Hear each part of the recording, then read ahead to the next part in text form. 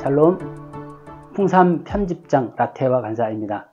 저는 요즘 풍삼 9시어로 원고 작업 중에 있습니다.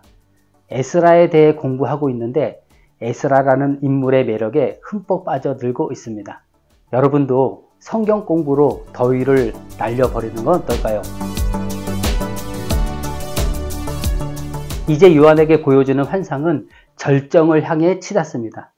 대접 재앙을 수행하던 7 천사 중 하나가 어린 양의 신부를 보여주겠다며 요한을 데려갑니다. 천사가 데려간 곳은 높은 산이었습니다.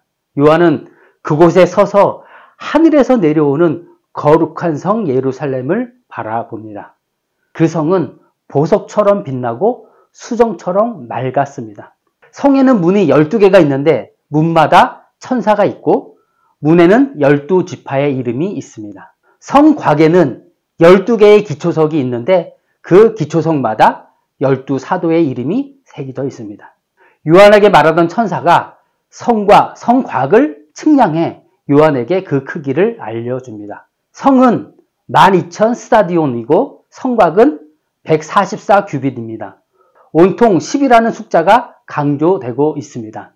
12개의 문마다 지키는 12천사, 문에 새겨져 있는 12지파의 이름, 12개의 기초석, 12사도의 이름까지 12라는 숫자가 5번이나 반복됩니다.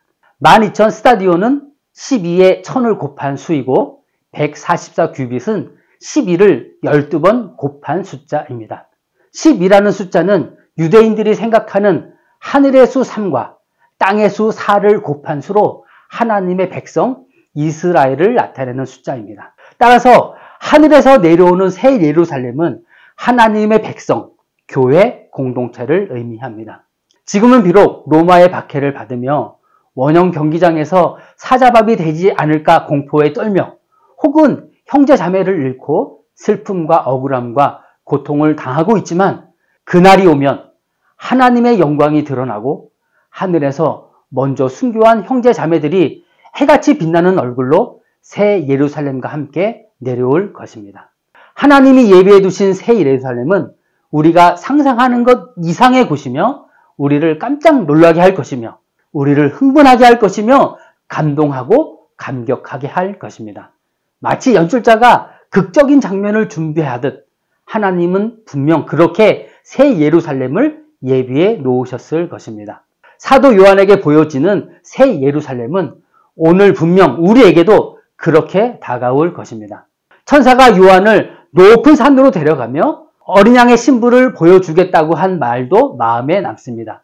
즉, 교회 공동체는 어린 양의 신부로 준비돼야 한다는 사실입니다.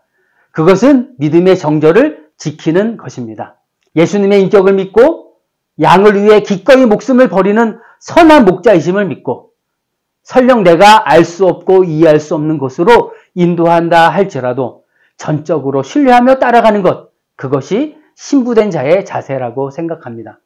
저는 문서출판부 사역을 하는 11년 동안 많은 부침을 겪었습니다. 아픔도 있었고 위기도 있었습니다. 별로 준비가 안 된 나를 이곳으로 부르신 것이 맞을까 고민도 했습니다.